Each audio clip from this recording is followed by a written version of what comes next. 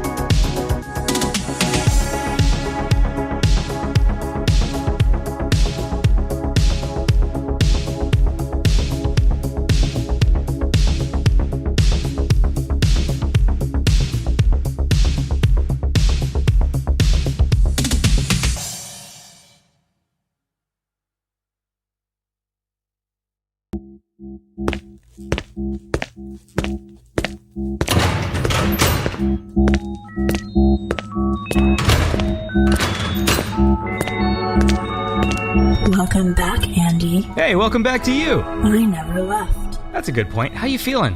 I don't have feelings. All right, well, we got to work on your small talk. Would you like me to schedule that? No, we won't be doing this again. How about you just boot up Beyond Synth Season 7? As you wish. Beyond Synth. Season 7 sequence commencing in 5, 4, 3, 2, 1.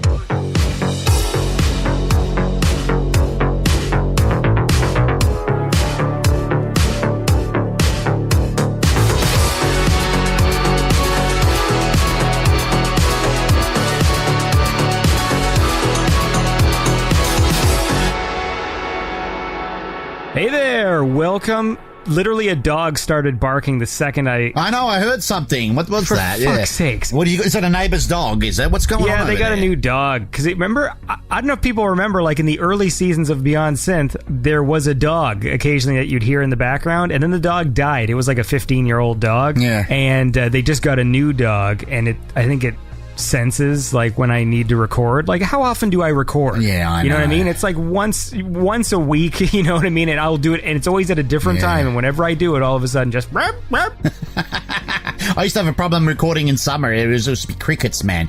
There'd be one in the wall, or there'd be one. It's like, where's it coming from? It's like, shut up. Anyways, okay, look, it's Beyond Synth Season 7. This show contains inappropriate language. I got rid of the robot lady doing the inappropriate language thing, so now maybe I'll start the show by telling people that there's going to be swearing, so fuck you. And I'm here with Marco right now, who's going to join me for the first episode. Hello, Marco. Hey, Andy, how you going? Happy New Year, everyone. I don't know, but happy 2019, whatever. Yeah. Fuck you. yeah, that's what we say. We say, fuck you.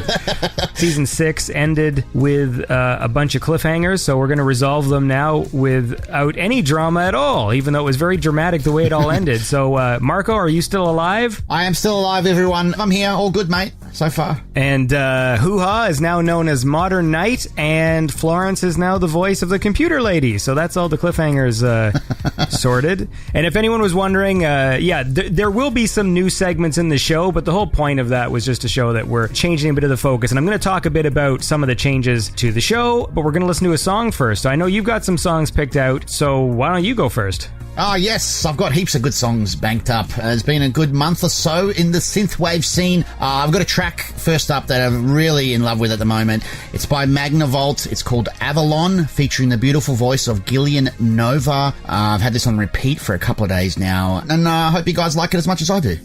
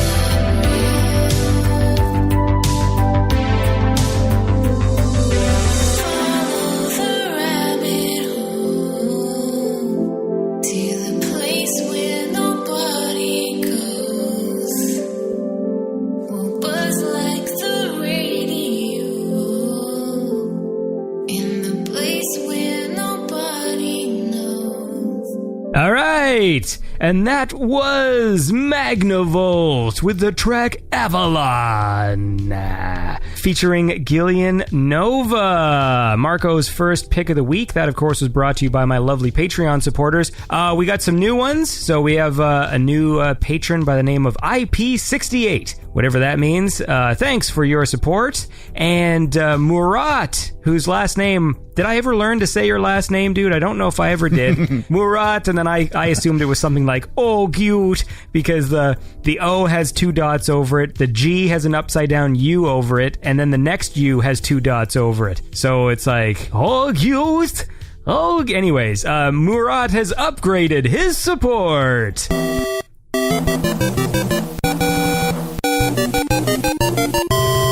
So now Murad is in the 1984 club by himself. I can't believe no patron has ever... That's the first one.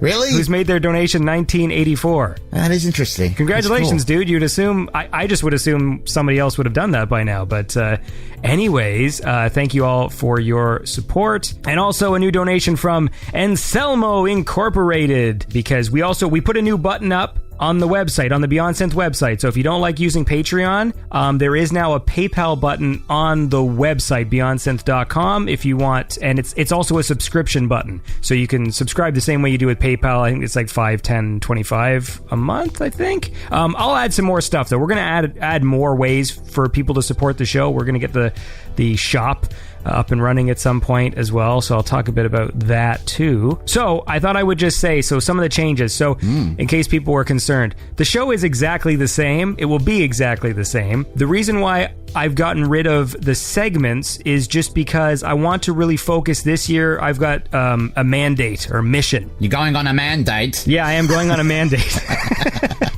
So anyway, my mission this year is to date as many men as possible. Whoa, yeah. Pixar, it didn't happen. Yeah, no, there'll be a lot of pictures and video. Okay. Of, I guess, gay sex. I don't know. Anyway, look, the point is, this year, the mission statement is I want to have as many new guests on the show as possible. So that's going to be the focus. That's going to be for the main interview. And I'm also changing my rules. So I've got some rules. I don't usually talk about them too much, but basically, when I have a guest on the show for the main interview, because it's usually like, an hour and a half sometimes, I like to like a whole bunch of their music. You know what I mean? And so, oftentimes I'm talking to people who have, already been making music for many years. They have lots of albums, lots of songs, so we have a lot to talk about. So sometimes when an artist comes on the scene, they might have like a really good single, but I usually don't necessarily have them on as the main guest because I'm waiting for them to make more music. Right. But I realize now, there's been so many people who, have come out with, great EPs or great singles or they're new artists. I'm always sitting there waiting. I'm always waiting until, they do something else before I invite them on as a guest. And so I'm changing my rules a bit so that I'm going to just start talking to more people and reach out to more artists and have them on the show. And so what I'm going to do is I'm going to start doing like short interviews as well. So, they'll still be the main guest. Oh. But then, if someone just came out with a cool single or something, or someone, they've had this EP and I've been waiting around. So, I might have them on the show for a shorter interview where I can get to meet them and stuff like that. And so this year, I just want to make sure I get to as many new guests who you haven't heard on the show as possible. That's this year's mission. Sounds good, man. That sounds exciting. And the reason why I'm getting rid of segments is just because I'm really trying to eliminate all the things that are time consuming for me when I edit. And so it might not sound like it to you guys, like the audience, but segments take me longer to edit than just, like right now, Marco's with me, and, we're recording this a few days before the show airs, and it's a lot easier for me to edit this because we sort of do it kind of live. Is this how you're trying to set me up for getting rid of me and Florence and everybody? Is this what you're talking? Is this you're going to do it live on air? Is this how you're going to do it? Yeah, you're gone. Couldn't you just sent me a message or called me personally? No, because I wanted to publicly humiliate you, Marco. That's the way I do things. Jesus Christ. That's the point, basically. And so doing segments, sometimes I'd record them in bulk. I would get confused. I would forget if I had done the segment, I have to like edit all the audio and then dub in new audio into the segments when I do the Patreon shoutouts and stuff, and it was just a lot of work. And so we're moving forward. Yeah. And I want to just eliminate those things, and so the show is just, there's just more show. Less jingles and just more interviews and music, and that's why. To be fair, there is still going to be segments, but there's going to be less segments. And that's my mission basically statement. what it means. Yeah, and so that's the plan for season 7, man. Lots of new guests and awesome music. Oh, it looks like I'm safe for another year. Yay. Yeah. Well, regardless, like, to be fair, even if I did kick you guys off of segments, we're still doing the monthly Beyond Synth family shows, and so you guys will still be there. That was a lot of fun. That show, actually. Yeah, but obviously there will still be segments. Anyways, look, I'm going to play a song, and then we'll keep talking, okay? So, alrighty. Here, I'll play this song by Damocles. This is from his new album, Ministry of Synth. This is Never the Same.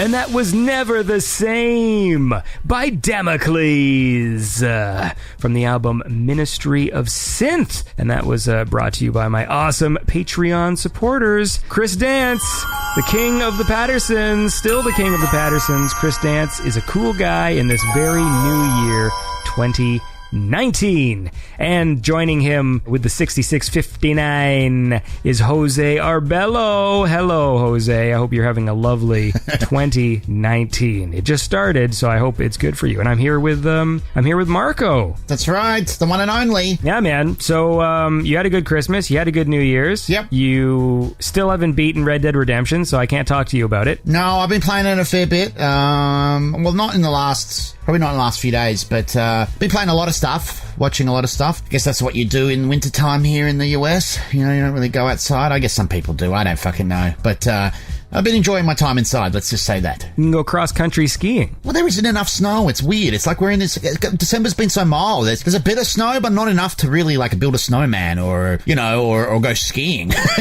Yeah, that sort of shit. So. Well, go cross-country walking.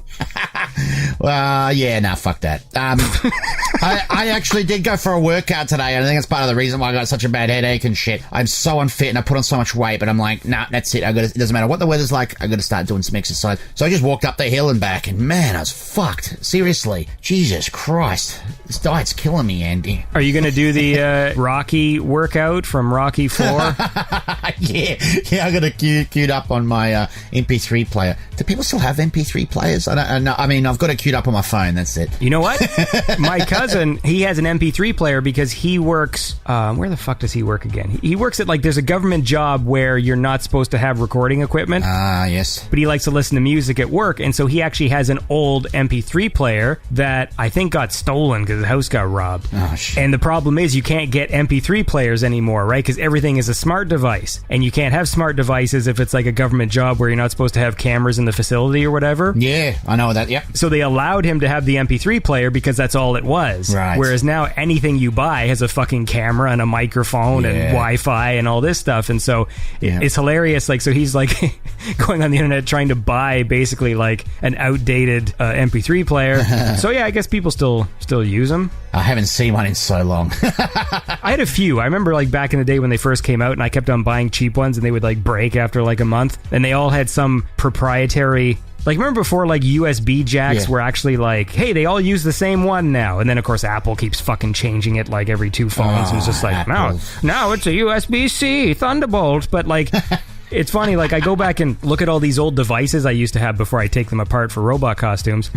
And a lot of them have these, like, weird USB connections. Yeah. Where the end that plugs into the device is just this weird shaped thing. And it's like, I guess they all wanted to get in the ground floor of having their own, like, proprietary cables. And fuckers. Yeah, a lot of them are very similar. They almost work with each other, but they're just not quite. Yeah. You know? It's annoying. Yeah, it's a pain in the ass. I know. You go back and you're like, fuck, why wouldn't this fit in there? Oh, it's the wrong one. It looks exactly the same. Yeah. Anyway, yeah. Look, man, do you want to play me a song? Sure. One of my favorite albums of 2018 was Crockett's The Revenant. It is the spiritual sequel to 2015's The Heist. It's an amazing concept album. It's like a soundtrack to a Miami Vice action type movie.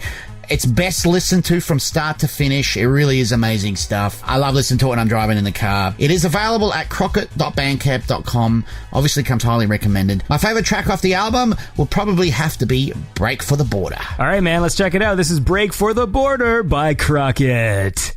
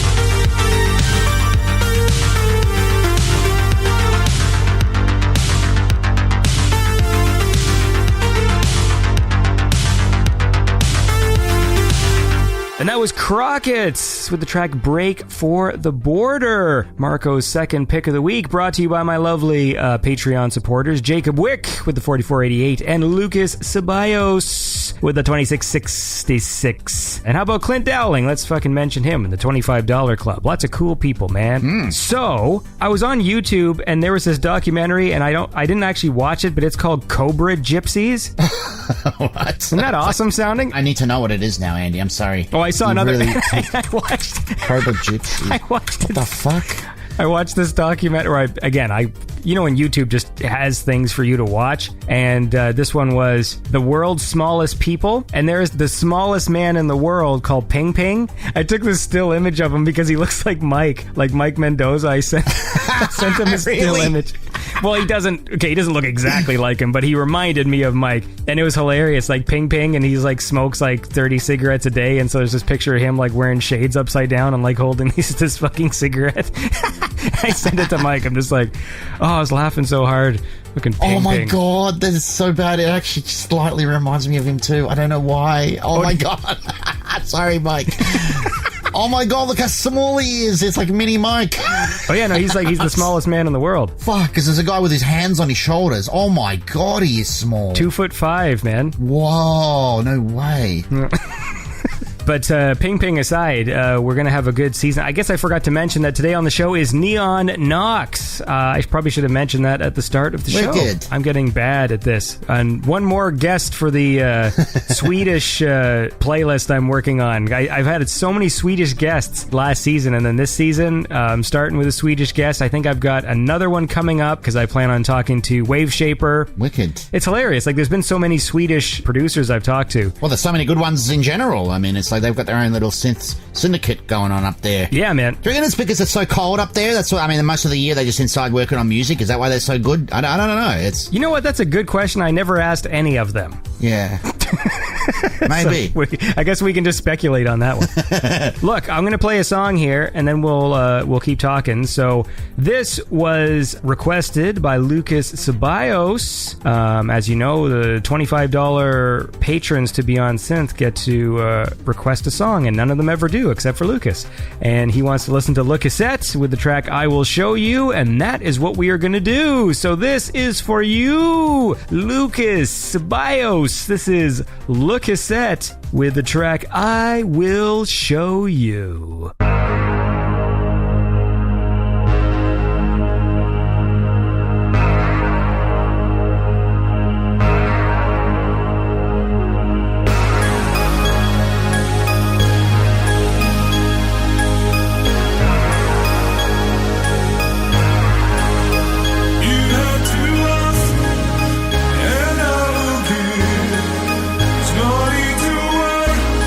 This love will be fine.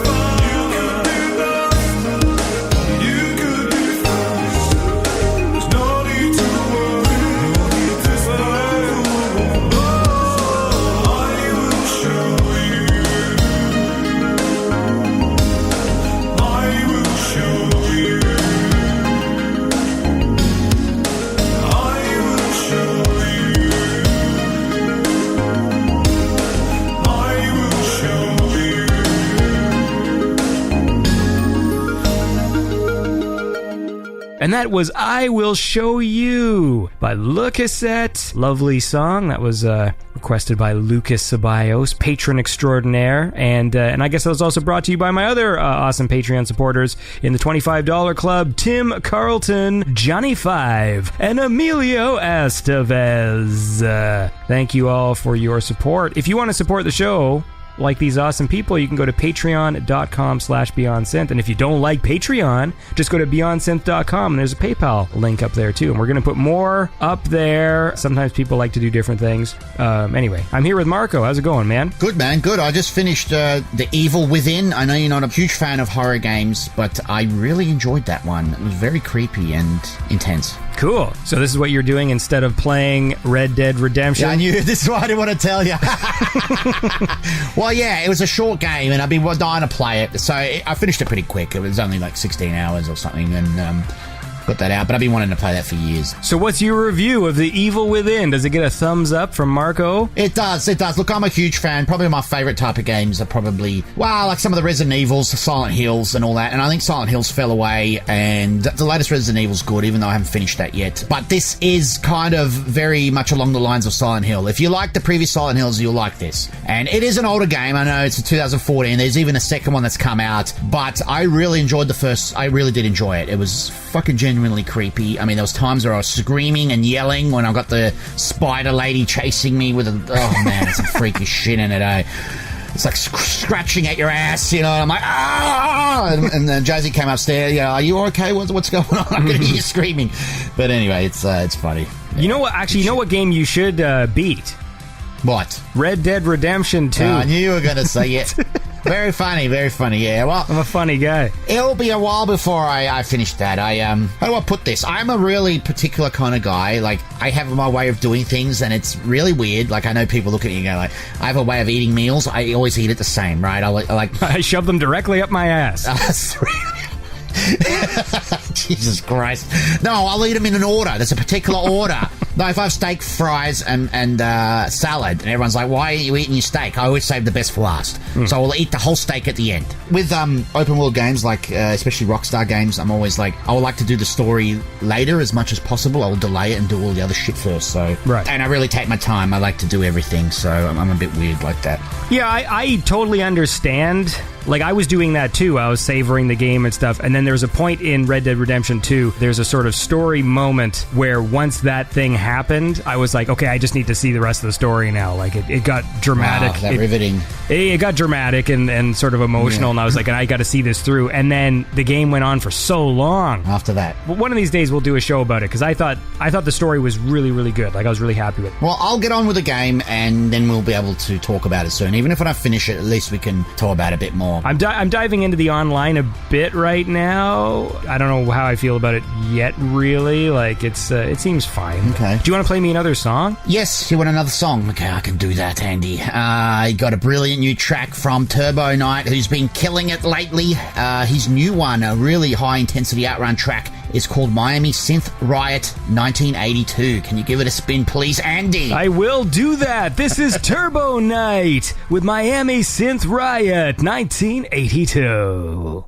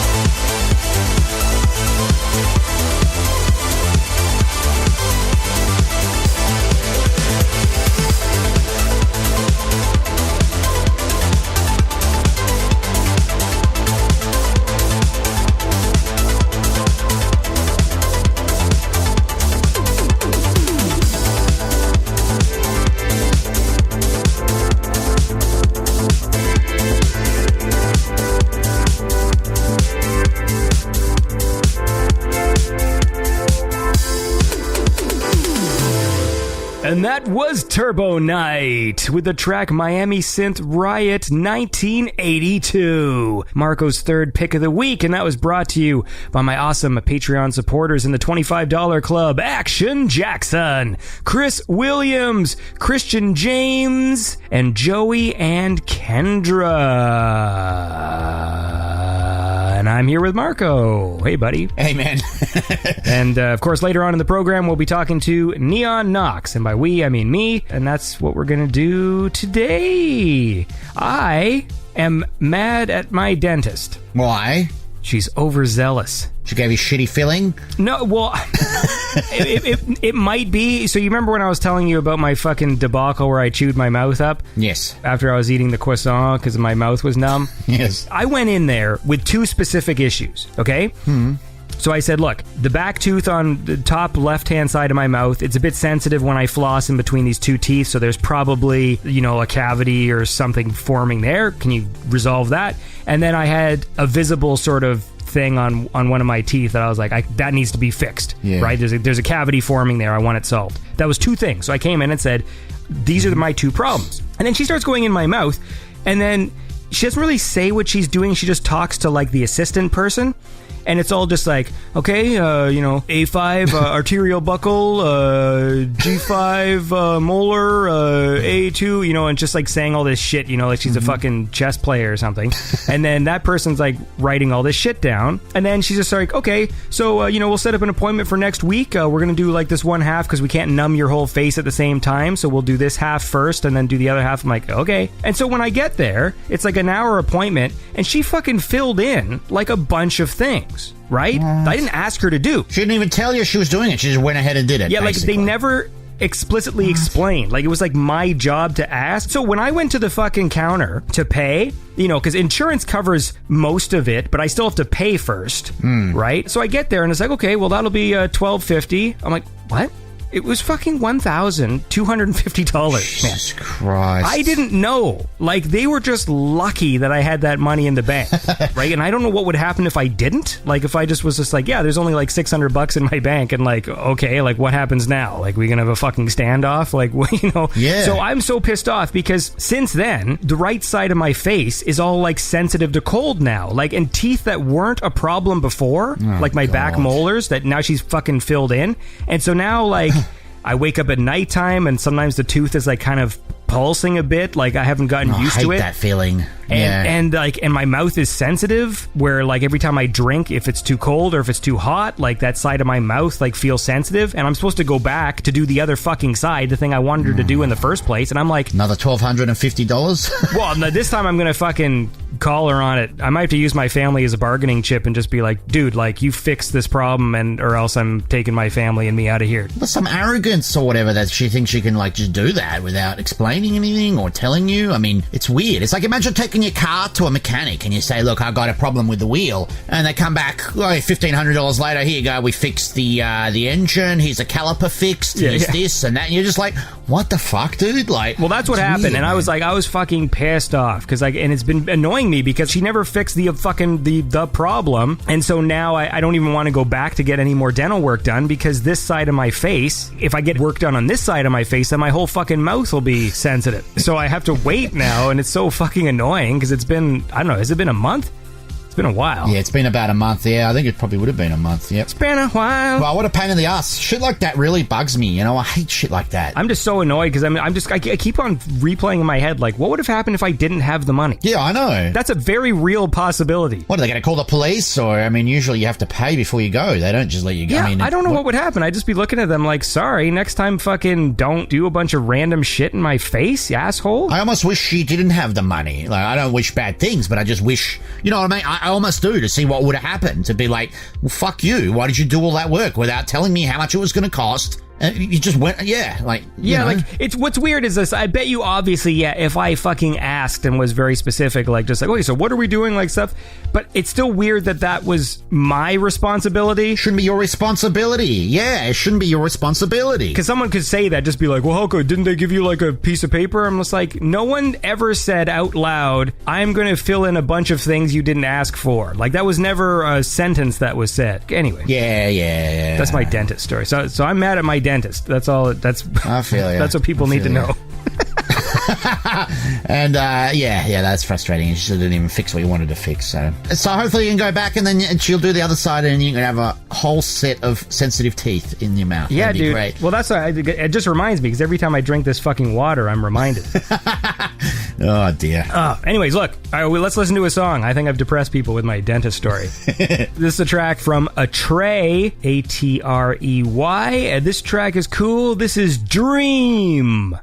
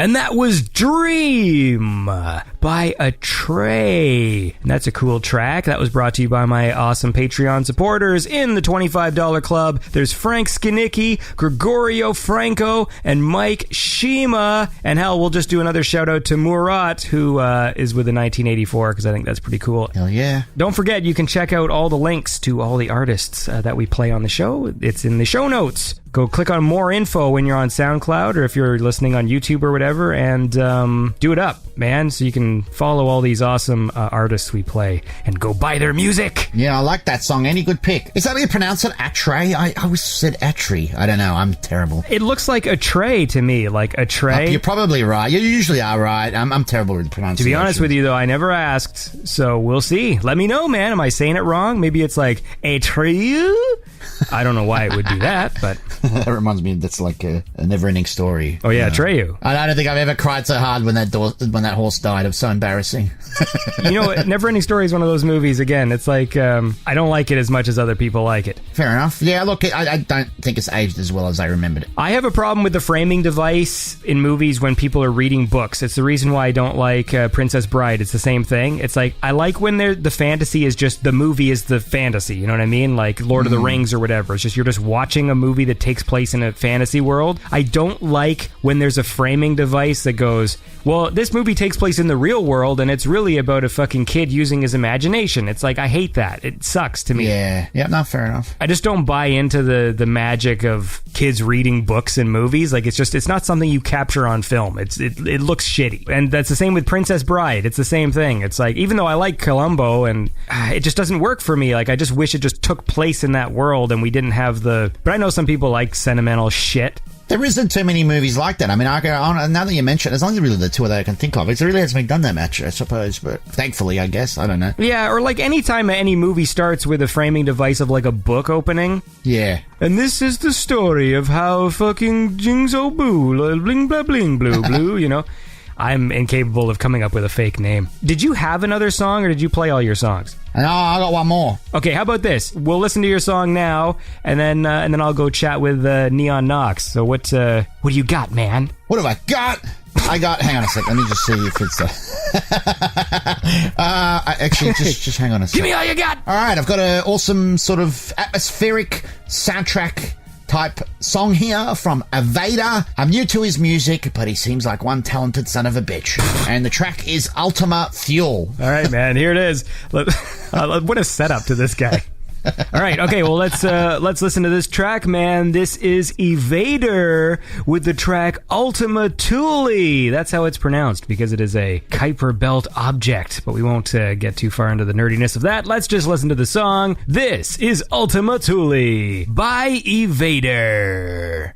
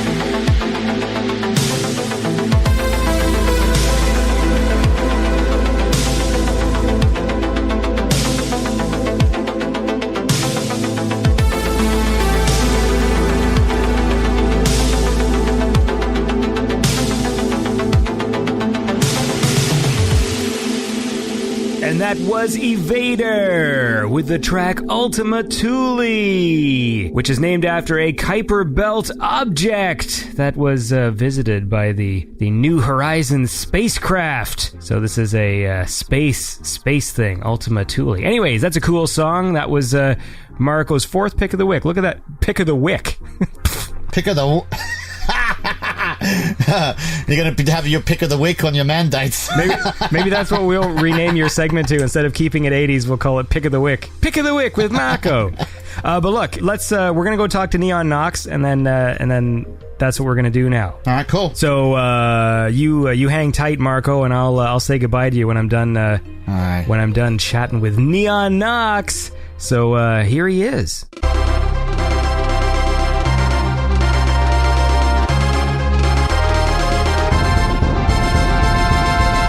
All right. Well, I'm here with Neon Knox. Hey, man. How's it going, dude? It's good. It's good. You having a good day? Yeah. Just came from job after hard day working. Yeah. Yeah. So you are Lucas, that is correct? Yeah, that's correct, yeah. Although before we just hit record, you told me that the actual Polish pronunciation is different. Yeah, it's Łukasz. Łukasz. So, like, how is it spelt? It's like a L with this kind of line that kind of crossed the L, the straight line that crossed L. Okay. So it's pronounced like W, like Łukasz, W. So, does Polish have a few different characters in their alphabet? Oh, hell yeah. Oh, so many, man. All right, so I've had a lot of Swedish people on from Sweden, but you live in Sweden, but you're not Swedish? Yes, indeed. I work and I live in Sweden for I've been here for I don't know 18 years or something like that. Okay. So basically, I'm more Swedish than Polish, to be honest. So when did you move to Sweden? Like, how old were you? I was something around 14, I think. Do you still have some of your accent? Yeah, oh yeah, man. Oh yeah. I still have a Polish, really hard one accent because, the Swedish is a lot of a singing language. How you pronounce stuff goes up and down all the time. Sure. And the Polish, which is a Slavic language, is more it's very the same sounding all the time, Sure. So it was kind of hard to adapt for me in the start, because I had this kind of really hard accent. But I think it disappears after a few years, So, but you can still hear it. So why did you come to Sweden? My mom married the guy here in Sweden, and she asked me if I want to move. And when you are 14, you kind of doesn't have an opinion about anything. So I was like, yeah, why not? So I moved to Sweden. So how would you contrast life in Poland versus life in Sweden? I don't know, man. It was different, but it was kind of strange because when you are 14, you kind of already have a best friends and you kind of hang around with them and do all the stuff. And when you move in the summer, when we moved, it was when I was 14. It was you had no friends and anything, so it was a bit tough in the beginning. But I get myself a computer, and that kind of helped me in the start. Yeah.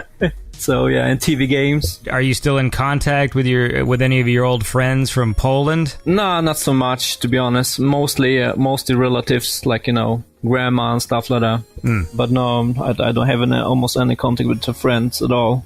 You get new friends, and the amount of friends you can have when you're over the 30, it's you just pick some, and then you don't have energy to have more friends. You know how it is. No, it is that way. It's funny. And then once I started having kids, I don't see any of them either. But it mostly is just because it's so tiring. I'm always tired, and so when the option is to go out and hang out with people or sleep, I choose sleep. Because sleep is very important. I totally understand you. My best friend, he got kids 2 years ago, and he's constantly tired. But, you really appreciate him. I really appreciate when we meet together and, just have a good time together, because for him it's a good quality time, and for me too. So, Yeah. It's a bit different. But are you in this kind of parents paradox? For me, it's mostly I'm in the podcast paradox because I spend most of my time editing the show. That's pretty much what I do all the time. Is I just I record myself talking to people and then I edit it and play it for other people. And that's my Awesome. life. Awesome. What about the ladies then? When you went over to Sweden, was like the ladies better looking? I asked the important questions here. Yeah, you do. Yeah. Well, it's I don't know how to say it. I'm. Are you being diplomatic? Yeah, yeah. Well, I'm a married man. Mm-hmm. I see. Well, I have a girlfriend, so it's kind of hard to talk about this kind of stuff at the moment. But it's both have pros and cons. I would say, yeah, pros and cons there, yeah. I just like putting people on the spot. Yeah. I don't really know the Sweden. See, when we think of the Scandinavian countries, we think of like the tall blonde women. Yeah, that's kind of like that's what it is. My girlfriend's tall blonde, so yeah, that's Poland. on point. I don't really know Poland though. Is Polish more like short ladies with brown hair? I don't know, man. Yeah, I think so. I don't know. It's like, they have this kind of Slavic look. I think, it's Or I like think are it's more- Polish women like hard, like they can fucking punch you in the face? Is that what they're like? Yeah, totally. They totally can punch you. I guess so. Yeah. This is how worldly I am. This is my knowledge. All right, how about this? Look. Yeah. Let's start listening to some music, because you make some cool tunes, and we're going to listen to them. We're going to go back to the EP from 2015 called Vanishing Point. And right out of the gate, you were making, like, high-quality stuff. Cool, man. Sometimes people, like, they have, like, a little bit of a... they start out and they sort of slowly get better. But I think right out of the gate, you came out with a great song. Great songs on this one, and this one is called Hot Pursuit, featuring Power Nerd.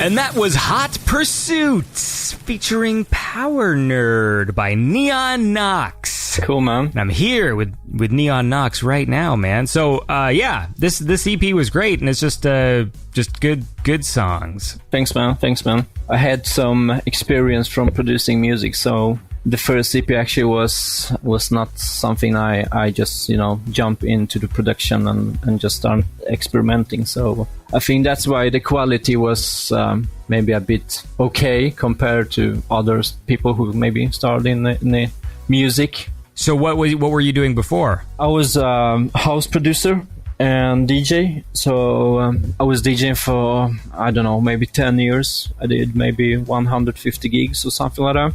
And it was 50% DJing and 50% kind of live mashing, like with beats and melodies and stuff like that. So that kind of developed to me actually producing my own stuff. But it wasn't good. So it was shit, to be honest. So was there like a scene? I mean, you're doing DJing, so I guess there's sort of like a DJ scene maybe, but for like the house music and stuff in the way that there is with synthwave? I mean, like, were you like on forums and chatting with people about making house music? Before I lived in Växjö, I was living in Gothenburg, which is like a big city. And the underground scene was actually quite huge. Getting to contact with people was really easy. Only thing you had to do was actually go to the clubs and meet with people who actually was DJs also, and start kind of collaborating with them, and that's how I kind of started to making clubs, because I had my own parties before and stuff like that. So we did lots of kind of underground clubs and those kind of things. What's the Swedish word for ecstasy? For the ecstasy? Yeah, the drug. I think it's ecstasy, actually. I think it's the same one. Just a universal word? That's all I think of when I think of DJ scene in like the 2000s or whatever. I'm just assuming there's a lot of people just gnashing their teeth and have their pupils all dilated. Yeah. I mean, it's electronic music, and I think, for people to kind of understand this music easier is to take drugs and stuff like that. I don't do it personally, I was just there for music and for, just being in the scene. That's probably the way it is a lot of times with like when it comes to electronic music, because you're sitting there with all those switches and like there's a lot of stuff to do. I mean, if you're actually doing it, that everybody else is on drugs, but then you're not, because you have to fucking actually focus and you're actually into what you're doing. Yeah, totally. I couldn't imagine. I mean, I only did that particular drug a few times in high school, and like I wouldn't have been able to do anything creative because it wasn't really a creative experience. It's more like, you hear a beat and you just want to fucking sit there and groove like an idiot, but you wouldn't make it. Well, it also was different because when I was starting DJing, we played vinyl. So we had like singles, 12-inch singles with house tracks. So it was more of you have to be really good to mixing, because there was no like a sync tempo stuff and stuff like that. So everything was done manually. You have to really know the beat and the vibe and the tempo and kind of learn from that. So it was kind of like a craftsmanship to kind of do a long mixes. Right. So it was impossible to be a drunk or on something to kind of actually mix that stuff. So would you practice at home? Like, would you sit there and like you take a record and you're like, okay, this one's fucking 125 BPM, so I can't blend from this song to that song, like that kind of stuff? Yeah, definitely. I mean, for vinyl DJs, you have to really practice like every day to be really tight in mixing. So, and you kind of heard it when you was on parties and people were bad DJs. You just heard it, because they couldn't, big match. So that was kind of like the cool stuff, to know how to really mix. And it was good times, actually, And then all this digital world came in, with the CDs and MP3s, and kind of ruins lots of that for people. And that was kind of, for me, the change when I started to kind of try to do more of adding my own loops and stuff like that, because I just felt like you just push the tempo, and then tracks was beat mixed and you have nothing to do, I didn't want to be a DJ one who makes the hearts and clap his hands and all this kind of funky stuff. It wasn't really me. Did you do any tricks where like when you take the vinyl like off the player, could you like do little things where you like spin the vinyl in your hand and put it back in the sleeve and stuff? We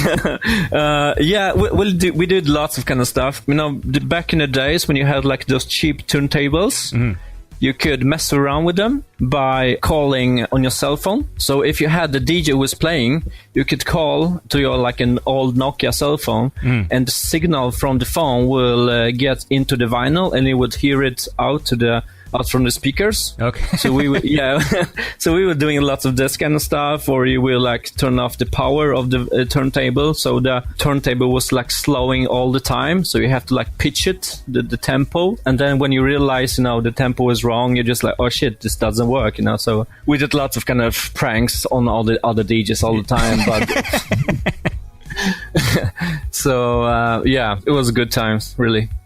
And also, back in that time, when the house started being big, everybody didn't understand really. The popular people who went to the big clubs, they really didn't understand music, because all of what they was playing was like R&B and pop music. So people who was on our parties, they were there for the music. So, you could do all this kind of stuff without feeling silly. How quick was the decline of that scene? Like, because you were saying before, like with like MP3s and things like that, like once that stuff started to come in, I guess that would have changed the whole dynamic if someone could be a DJ without having to be good at it. Yeah, well, for me it took a long time, because I just loved vinyls. It was like a culture, because every Friday I went to a shop where they sold like 12 inches singles, and with like really underground house music. And you could like meet all the people there, like, all the DJs who was like playing this weekend. And it was kind of cool place to be. And when the CD and MP3 came in, that kind of culture just disappeared. So for me, it was just kind of really crushing, because that kind of feeling of being on a Fridays and buying vinyls and talk with the people, that kind of fade away a lot. So it was more like everybody could be a DJ, and you had this kind of feeling that the craftsmanship you've been working on just disappears, so... Do you like watching those videos on YouTube with the DJs who have all the equipment but they're not actually doing anything? Yeah, I love them. It's the best thing ever. Yeah. So that's why I started with the Ableton and all those things, because I just want to do something more than just pushing the play, Yeah, that makes sense to me, man. Well, how about this? Let's listen to another song. Cool. So here's a cool one. This is still from Vanishing Point, and this was another one I dug. This is Greed in the Sun by Neon Nox.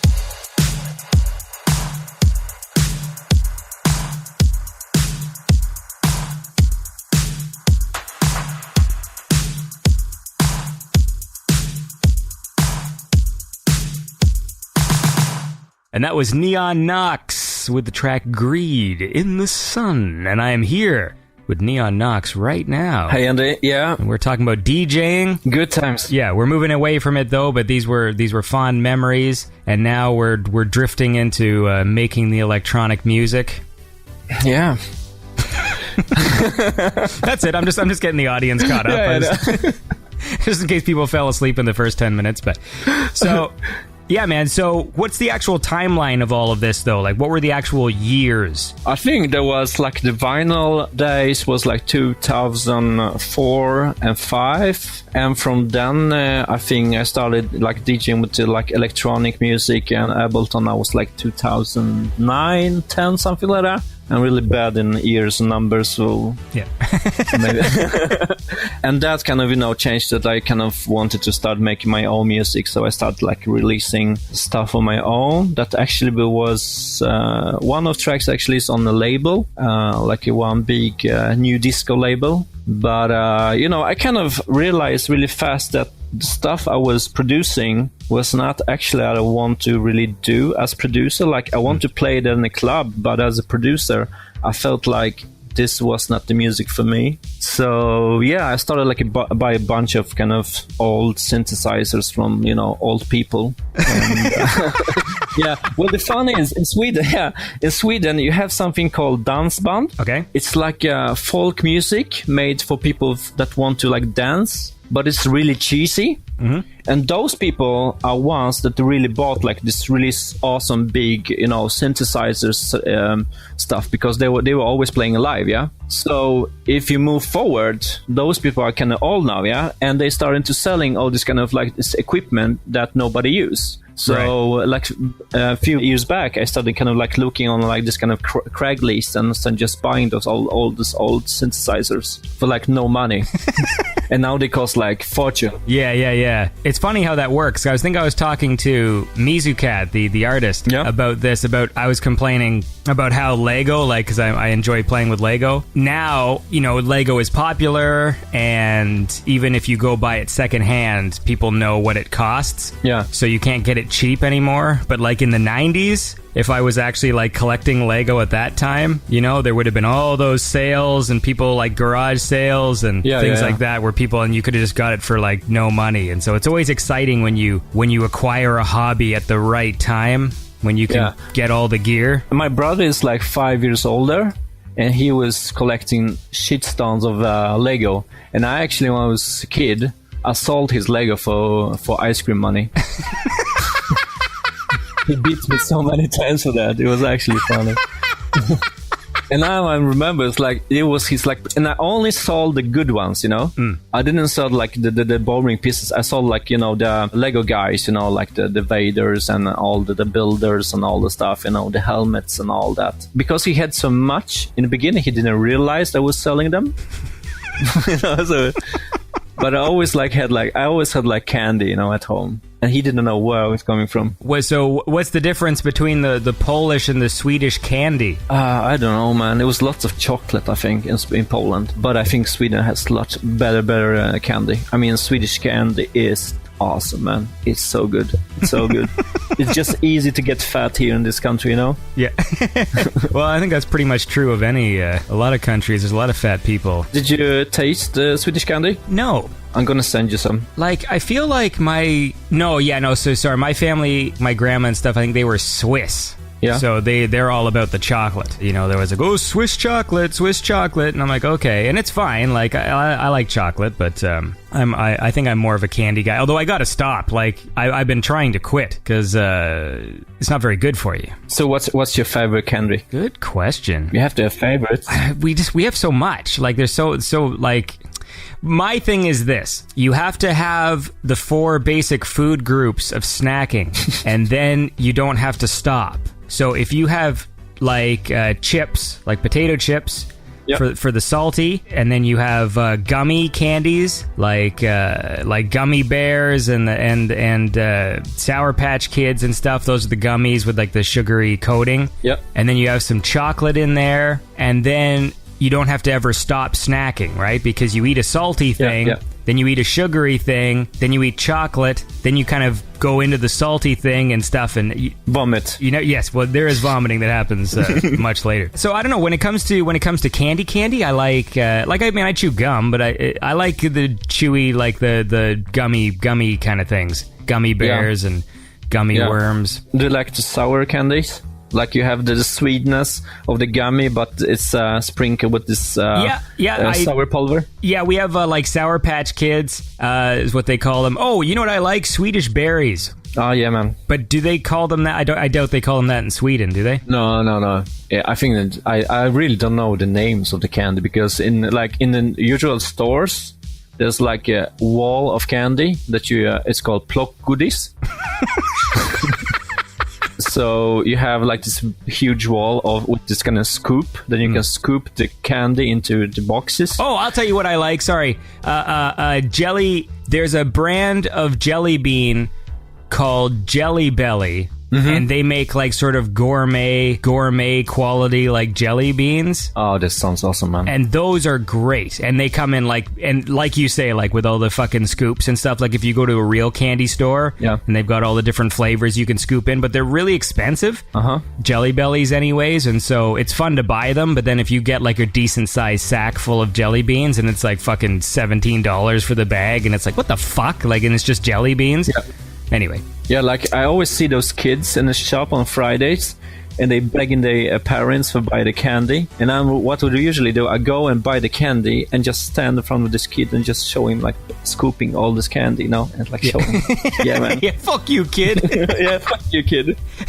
I'm gonna have some candy tonight, not you. Spoiled brat. Well, that's the thing. I mean, I guess when you're an adult, right? That's when we get to do those sorts of things. Yeah. It's free country, huh? Yeah. What's the word then for the candy wall? Plock goodies. Pluck goodies. Yeah. So what does that mean? Is goodies candy and pluck is what? Like bins? Pluck. It's when you picking candy. It's called picking candy. Okay. Pluck goodies. Yeah. I don't know why that makes me laugh, but pluck goodies. Well, look. We're going to move forward here. We're going to go to 2016 to the Beyond Earth EP, and we're going to listen to this track because it's cool. And it's sort of a dancey one, so maybe this is like kind of going back to your roots a bit, but this track is called Final Voyage. Oh, yeah, man. By Neon Nox.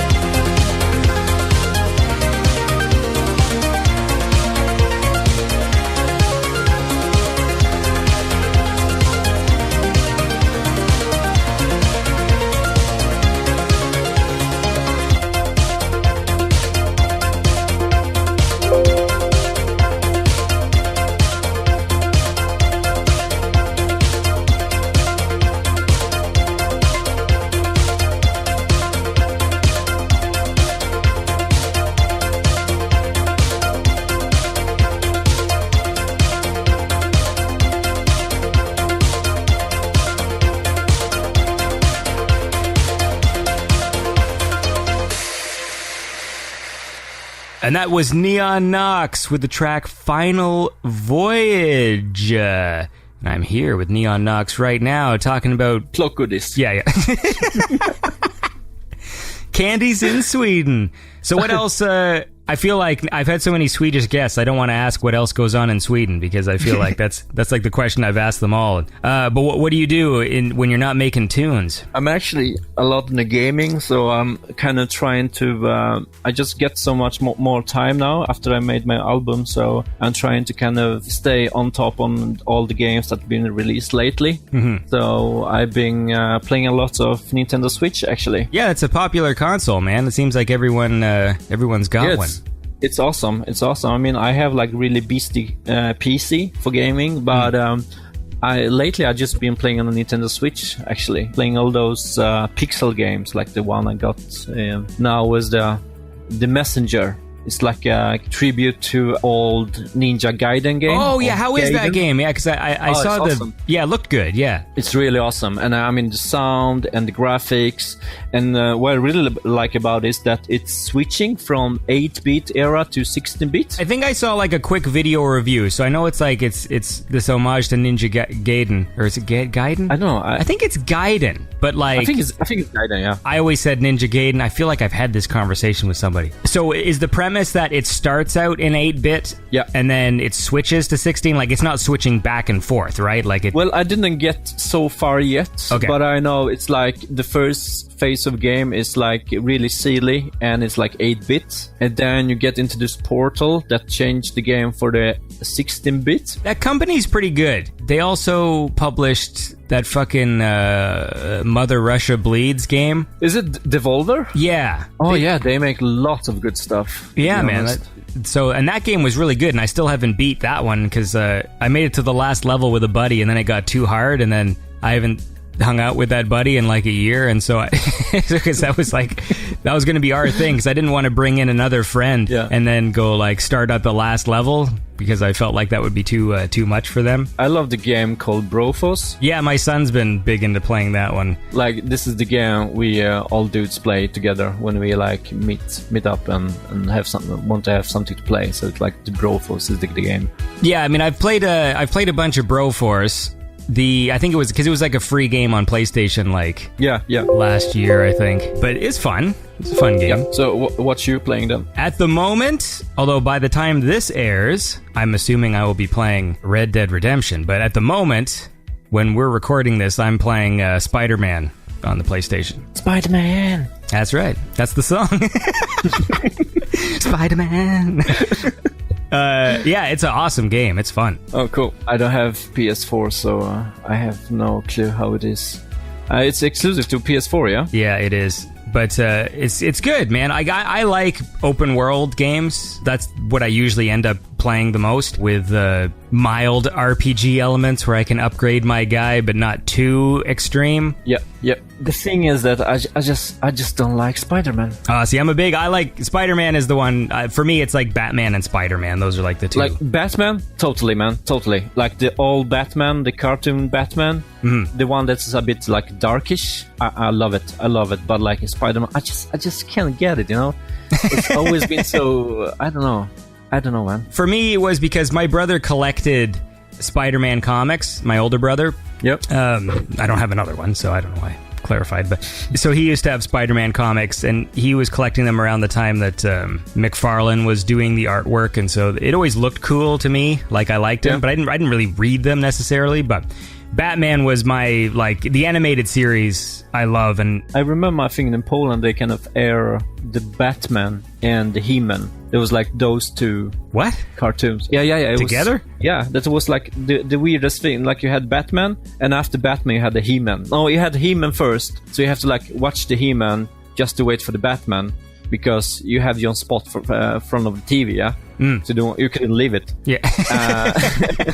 So there was like a He-Man, and then was Batman, so you have to watch the He-Man just to see the Batman. And it was like the old He-Man? Yeah, like the woman, you know, they're with the Shia and all the Skeletor and you know, that one. Because I know I think they did like a remade He-Man, but I don't remember what year that was. That was past the time I was watching kids' cartoons. I don't remember, man. But I think there was something like that. Or maybe it was not He-Man. It had to be He-Man. Yeah, man. Well, if Skeletor's in there. Yeah. Skeletor.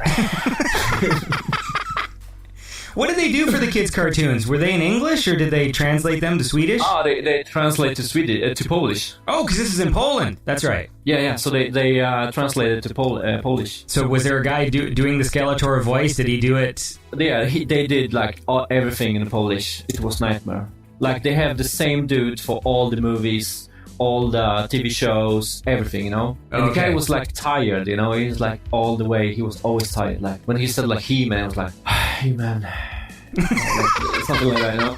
So it was painful for the kid to watch something like that, you know. Oh, that's too bad. Traumatized. But that's what I like about Sweden, because they don't dub anything. Everything is like in the original sound, you know, and you just have subtitles. Yeah, it's interesting because actually, hold on. Let's fucking listen to another song, and then we'll keep talking. We're gonna move to the next one, which was Unfinished Business. This was still from 2016, and this is a fun song. This one's called Checkpoint, featuring Rebecca, and I don't want to say her last name because I feel like I'm gonna fuck it up. Strogefors. Come again? Strogefors. Strogefors? Like that? See, fuck you. I'm not gonna do it. We try. At least you tried. Yeah, I guess yeah. A for effort. All right, well, let's listen. This is Checkpoint.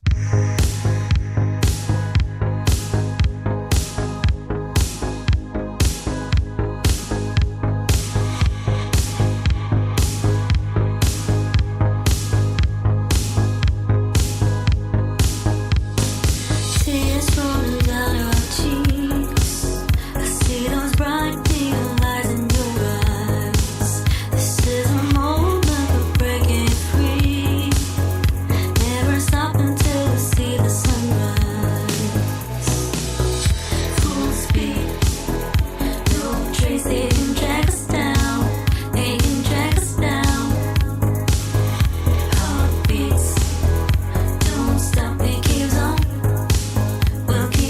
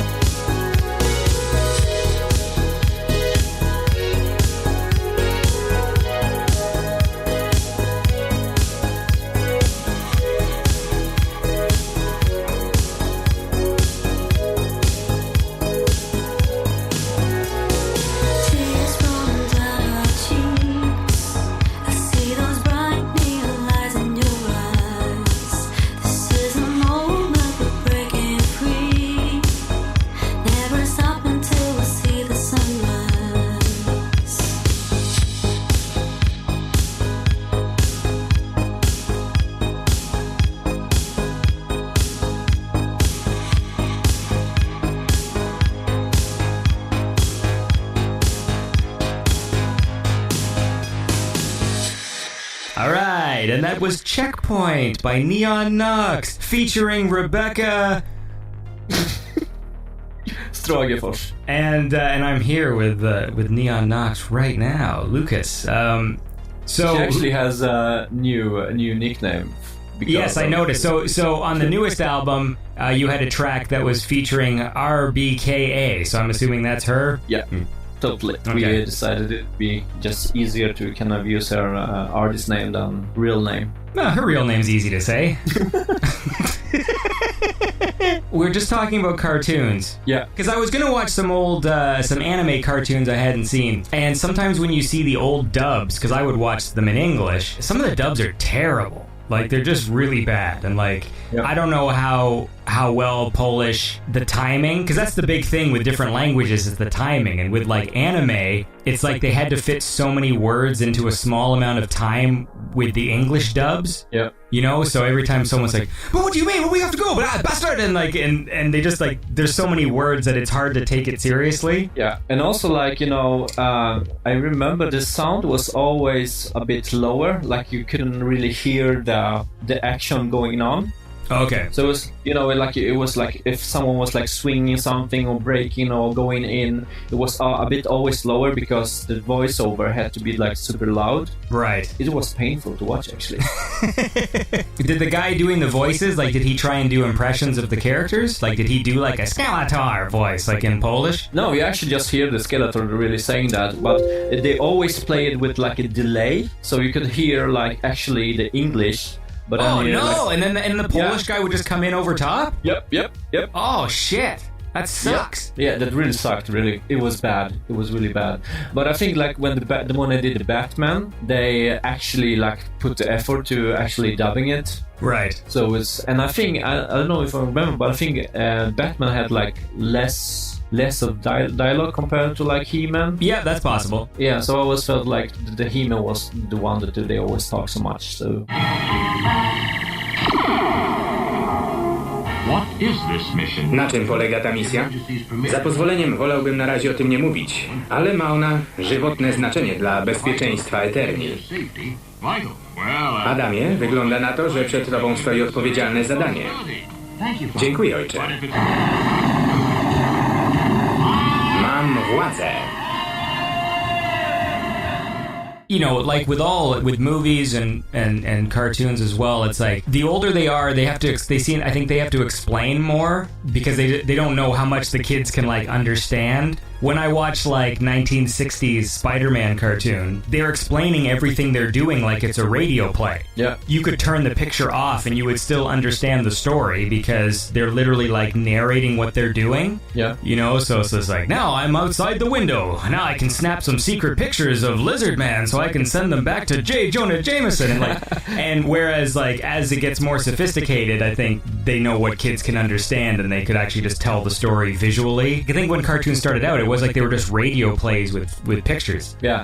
The same with movies too, right? Like there's certain concepts that when I was I think who was I talking to this about? Oh, it might have been I did like a Star Trek show with Florence, and I was talking about science fiction concepts, and like I was saying, you know, there's this episode of Doctor Who I like from the 70s that has a parallel universe story, Yeah. and it takes them like hours to explain the concept of a parallel universe. Yeah. Because it's old, so it's like kind of a new idea, right? Like this idea of you know, another world that's kind of the same but kind of different and stuff. Yeah. Whereas now we're so used to these science fiction ideas that you don't even need to explain them. Like you just have a character run in and go, "Oh, it's a parallel universe," and that's it. Like that's the explanation. Yeah, and you kind of get this explained during the movie or the TV show. Like the same thing with 80s prologues for like Knight Rider or the different, you know, TV shows. You always had this beginning with the prologue, like Knight Rider, da da da da da. So you really, or you always know what you are watching, you know, Yeah. because the prologue was always there.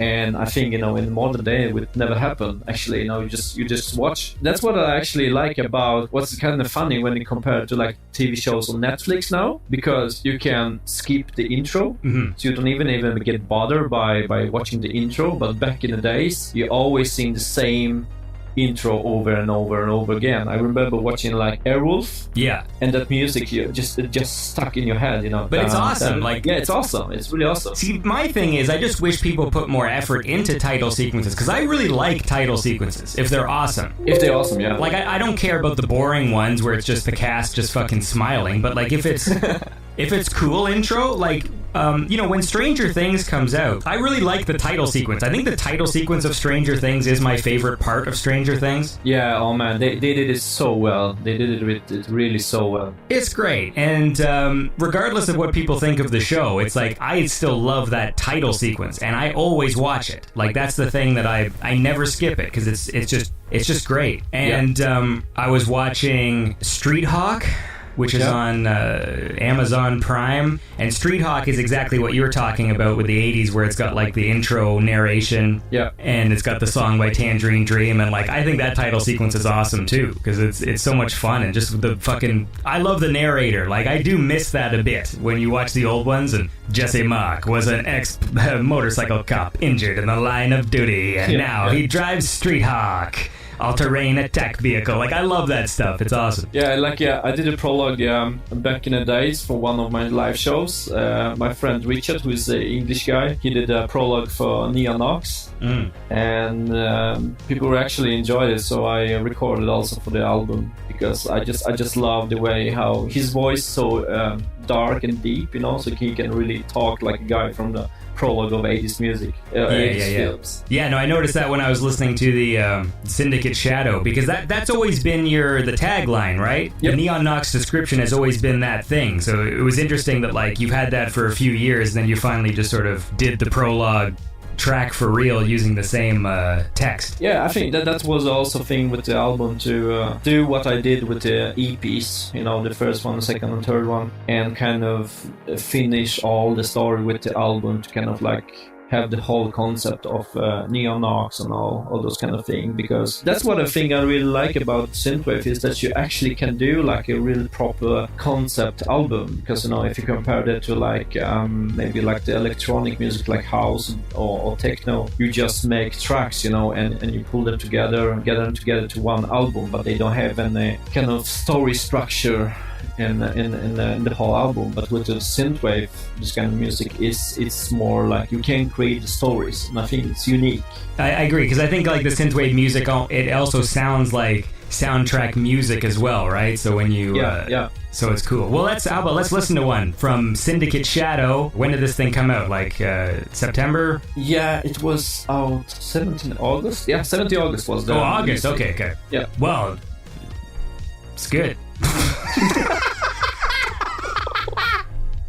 All right, let's listen to this track because this one's awesome. This is Fahrenheit by Neon Nox.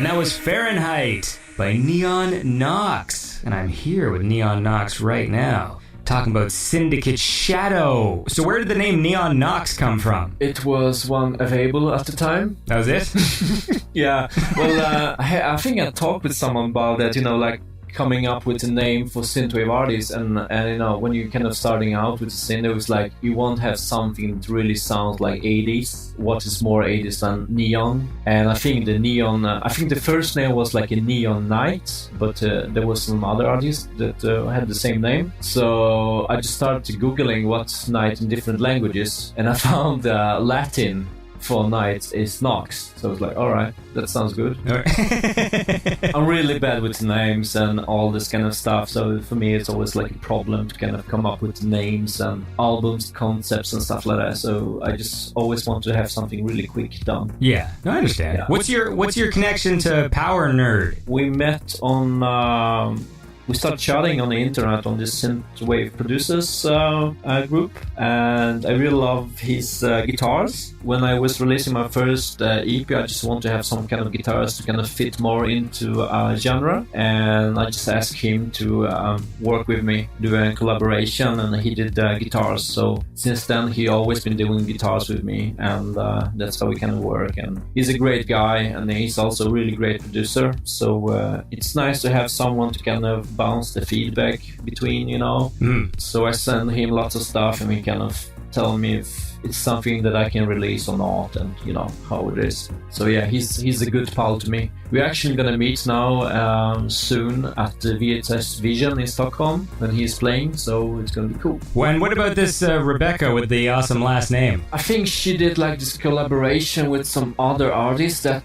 in the synthwave scene. I think there was Peter Zimmerman, and when I heard the track, I just really liked the voice, and I wanted to have someone who's not as familiar with synthwave and maybe has a bit different voice compared to maybe a synthwave artist. I wrote the track and I just sent her the finished track, and she bounced me back like 80 tracks back, and we picked the best one and just recorded. So it was really smooth work and collaboration. And the thing is that I have really hard time to do collaborations with people. I really like to always control the projects I'm working on. Yeah. When I found people to collaborate, I like to do lots of more work with them, because then I know how they work. When did you figure you were going to release this with new retro wave? How'd that work? Like the first track I made for Syndicate Shadow was the track I was working on that I sent to them for Megatron 2.0. So the Streetwalker, the track I made for them, was actually the meaning to be one of the tracks for the Syndicate Shadow. But we picked that one for Megatron, and I had some other projects that I sent to them and just pitched the idea that I want to do maybe EP with them. But after a long talk, we kind of realized it's better to kind of have like an album. And for me, it was actually a challenge, because as an old house producer, you just release the singles, you just make the single and you just release them. So for me, making like a EP was the stretch, because it demands me to kind of work over a few months to kind of create something and get it together to an EP. So I just felt like this can be a good challenge to me to do like a full album. We agreed to terms, and I started working to album. And I'm really slow producer. I mean, it took me a really long time to finish everything. Well, it's all good though, man. It's out, so it must be satisfying when it's finally released. Yeah, it feels good. Feels good. And now I have time to watch all the movies and play all the games. this is the best time actually after when I release something, because then I have a time to just sit in the studio and, just make noise. To be honest, I often just sit with the synthesizer and, and design sounds and just play around, with the ideas. And often they're not even tracks, they're just like, scores and just like short loops that I save them for later. And that's how I mostly work, I never kind of sit and like, okay, let's do a beat, and now let's make the bass line, and now it's time for the lead. I mostly just gather ideas and bounce them to audio, and then I just mix and match them together to tracks and, arrange them, all that. So now it's like the best part to be in the studio, because you don't have an expectation, and you just, just have fun, to be honest. Yeah. Like, I hate going to studio, turn up PC and just start clicking in the program. For me it's so uninspiring. So that's why I kind of like to have hardware, because it's small. You can just touch stuff and you can tweak them. You can move knobs and stuff like that, and you just come up with the crazy ideas. Do you ever just sit down and then all of a sudden you realize you're playing like weird Swedish folk music? Oh yeah, man, all the time. You start doing like, I'm not a good keyboard player, so like I can like play some melodies. And those melodies are always like basic. But the funny part is that when you know the basic melodies and you just start to designing the sounds, that basic melody changed to kind of something really complex, because the design of the sound can be complex. So it's really fun to kind of like just play around. Well, I agree, man. I enjoy noodling with keyboards. I like going to the music store that's sort of near where I live, just because they have lots of really expensive keyboards. Yeah. And it's fun to just walk in and play them and leave. Yeah. And then not to spend $8,000 on a fucking Korg or whatever the fuck. It's like there's some really expensive keyboards. Like, I would love to have one just to have one, because they're so awesome, but yeah, super expensive. It's like the kind of money that I've never actually seen in my life. And so when I see like a keyboard that's like, wow, I don't think I've ever even had that much money in the bank in my life.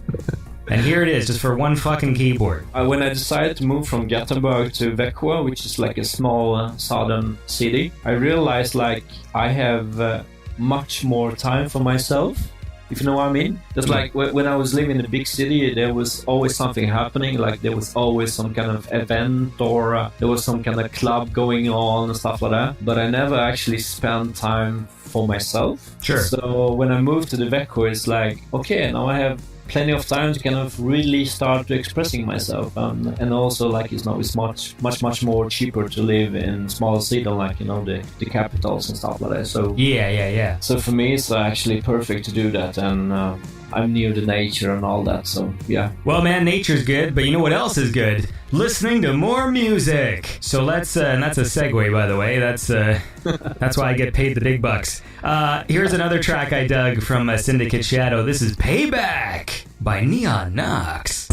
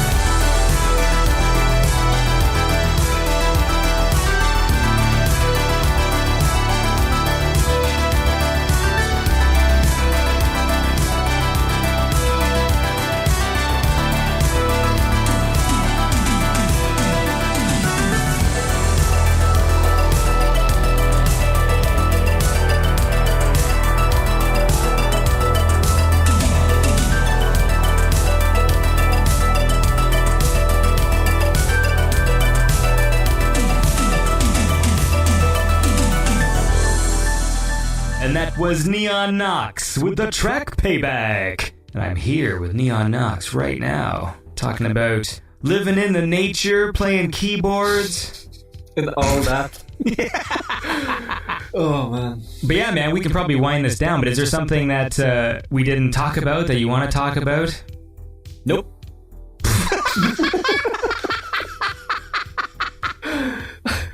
No, I'm kidding. But I think we covered all that. Yeah, We're all having a good time here. That's the bottom line. Yeah. I should also thank you because you're also one of the supporters of Beyond Synth on Patreon. Oh yeah, man. Oh yeah, I forgot that.